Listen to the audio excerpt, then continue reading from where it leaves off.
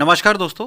उत्तराखंड लोक सेवा आयोग के द्वारा जो प्रवक्ता परीक्षा हुई थी उसको लेकर के एक इम्पॉर्टेंट नोटिफिकेशन आया है। और जो डॉक्यूमेंट वेरिफिकेशन को लेकर के कल अखबार में एक खबर आई थी जिसको लेकर के बहुत सारे अभ्यर्थियों के प्रश्न आए थे, उस पर आयोग ने आज अपना नोटिफिकेशन जारी कर दिया है। और इसमें संपूर्ण जानकारियाँ दी गई हैं कि जो ये प्रवक्ता परीक्षा का परिणाम घोषित हुआ है स्क्रीनिंग परीक्षा का, उसके तहत जो भी अभ्यर्थी सफल हुए हैं उनका ऑनलाइन आवेदन पत्र में जो भी दावे किए हुए हैं उनके मूल अभिलेखों से मिलान किया जाना है और उसका स्क्रूटनी यानी कि संनिरीक्षा का कार्य उत्तराखंड लोक सेवा आयोग हरिद्वार में किया जाएगा।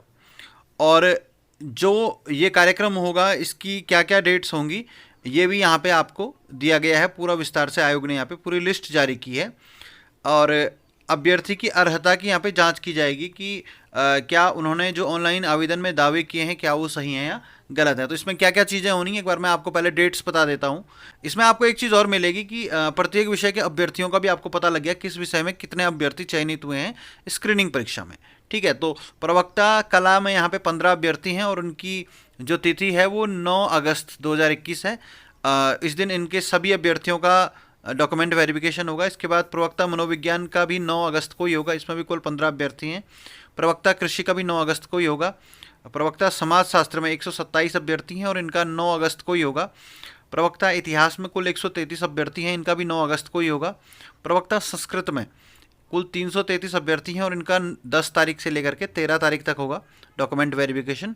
प्रवक्ता भूगोल में कुल 373 अभ्यर्थी हैं और इनका 17 अगस्त से लेकर के 24 अगस्त के बीच डॉक्यूमेंट वेरिफिकेशन होगा।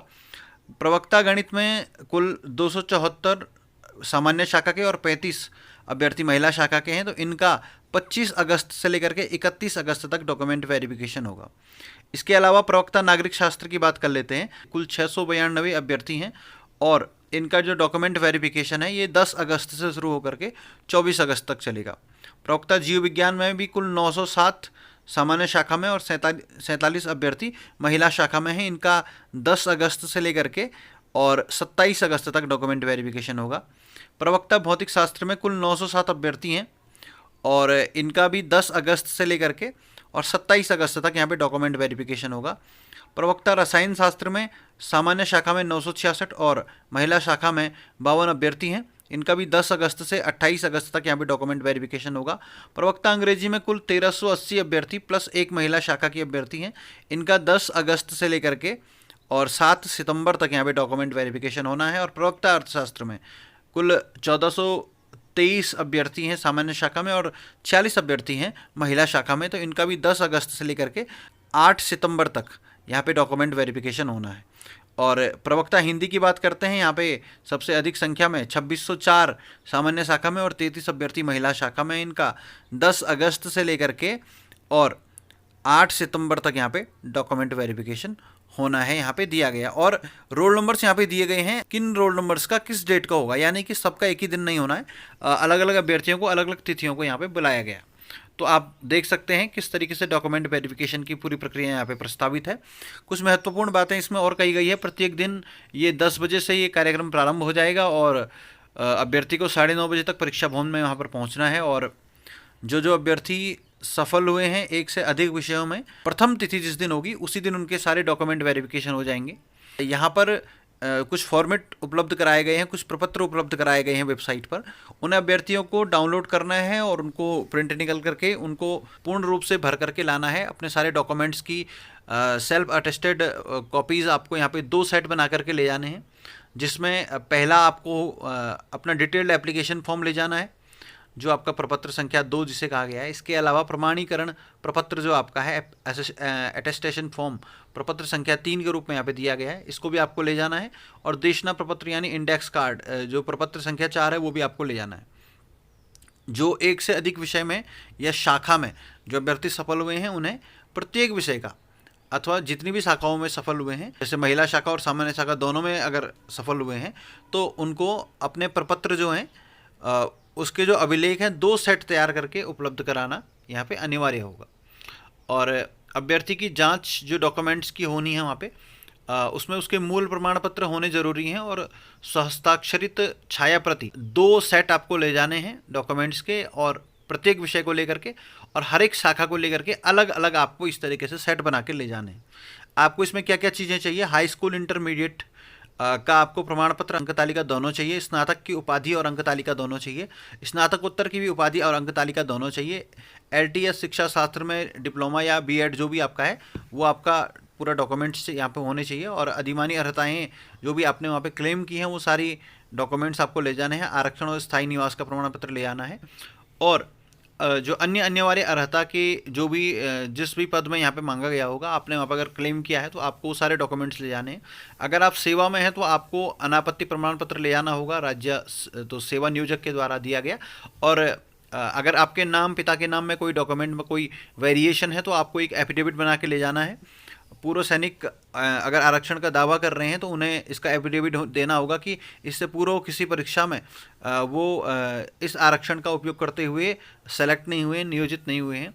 और आयु सीमा में जो छूट है पूर्व सैनिकों को, उन्हें दिखाना होगा कि इससे पहले वो इस ग्रेड पे पर पूर्व में कार्य नहीं कर चुके हैं, इसलिए उन्हें अपने लास्ट जो वेतन स्लिप है वो भी यहाँ पे ले जानी होगी। इसके अलावा जो अभ्यर्थी इनमें से पूरी अर्हताएँ पूर्ण नहीं करते हैं तो उन्हें मुख्य परीक्षा में आयोग शामिल नहीं करेगा, ऐसा आयोग का कहना है। यहाँ पे प्रमाण पत्र या डिग्री के स्थान पर केवल आपको अंक तालिका से काम नहीं चलेगा, यहाँ पे आपको डिग्री ले जाना अनिवार्य यहाँ पे आयोग ने की है, क्योंकि आयोग जो है वो नियमित प्रमाण पत्र के रूप में डिग्री को ही मानता है। और अगर डिग्री आपको उपलब्ध नहीं हो पाई है तो कम से कम प्रोविजनल डिग्री आपके पास होनी ज़रूरी है, ये आयोग का कहना है, जो कि 6 महीने से पूर्व की नहीं होनी चाहिए। पासपोर्ट साइज़ के 2 फोटो ले जाने हैं। मुख्य परीक्षा के लिए आपको ऑनलाइन शुल्क फिर से जमा करवाना पड़ेगा। एक से अधिक शाखा वालों को अपना प्रेफरेंस वहाँ पे भरना होगा कि यदि उनका सब में चयन होता है तो वो किस विषय में और किस श्रेणी के अंतर्गत नियुक्ति लेना चाहेंगे। और इसके अलावा जो ये क्रमांक यहाँ पे दिए गए हैं, ऊपर अभी तक 16 जो क्रमांक बताए गए, इनकी एक चेकलिस्ट दी गई है, उसको अभ्यर्थी डाउनलोड करेंगे और उसको भर के यहाँ पे ले आना है। मुख्य परीक्षा में जो शाखावार और विषयवार जो है पृथक पृथक आपको शुल्क जमा करना होगा। ये ऑनलाइन आप जमा कर सकते हैं, UKPSC की वेबसाइट पर 1 अगस्त से यहाँ पे लिंक अवेलेबल हो जाएगा। जितना शुल्क संभवतः पहले रहा उतना ही अभी भी रखा गया है, तो ये शुल्क यहाँ पे जमा करवाना है। और उसके बाद ये सारे डॉक्यूमेंट्स लेकर के अभ्यर्थियों को आयोग में अपने सब्जेक्ट की डेट के अकॉर्डिंग उपस्थित होना है।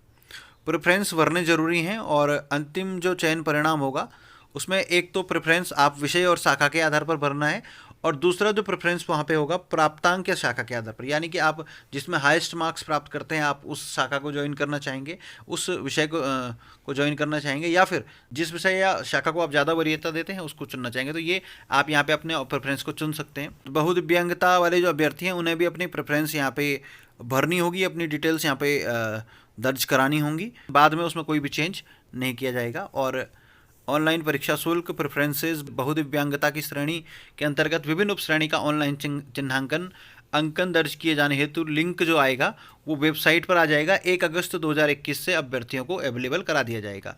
अगर अभ्यर्थी अभिलेखों की जांच हेतु नियत तिथि को आयोग कार्यालय में उपस्थित नहीं होते हैं तो अभ्यर्थी को सीधे सीधे मुख्य परीक्षा से अनर्ह कर दिया जाएगा। विज्ञापन की शर्तों को पूर्ण न करने पर या अभिलेखों की जांच के समय सभी डॉक्यूमेंट्स को जो अभ्यर्थी नहीं लाएंगे उन्हें भी आयोग के द्वारा अनर्ह घोषित कर दिया जाएगा, यानी कि उनको रिजेक्ट कर दिया जाएगा। और आयोग परिसर में मोबाइल फ़ोन, कैमरा इत्यादि ले जाने के लिए यहाँ पे मना किया गया है, और कोविड प्रोटोकॉल का पालन करने के लिए सोशल डिस्टेंसिंग और समस्त नियमों हेतु निर्देशित किया गया है। मास्क के बिना प्रवेश यहाँ पे निषिद्ध होगा। तो ये इन्फॉर्मेशन थी, और भी इसमें जो फॉर्मेट्स हैं वो आपको दूसरी PDF में मिल जाएंगे जो कि आयोग की साइट पर अवेलेबल है। तो ये कुछ महत्वपूर्ण जानकारी थी, और इससे संबंधित अभी कोई डाउट आपके मन में है तो आप कमेंट करके पूछिएगा। आगे मैं समय समय पर जो छोटी छोटी जानकारियाँ हैं जिसमें कई बार डाउट रहते हैं, अभ्यर्थियों के प्रश्न आते हैं, तो मैं वीडियो बना करके उन्हें आप तक पहुँचाने का प्रयास करूँगा। चैनल को सब्सक्राइब करना ना भूलें। और इस इन्फॉर्मेशन से आपको कैसा लगा, क्या आपके मन में प्रश्न है तो आप ज़रूर कमेंट में हमें बताएंगे, तो हम उसका उत्तर देने का प्रयास करेंगे। तो जल्द मिलते हैं नई वीडियो के साथ, तब तक के लिए नमस्कार।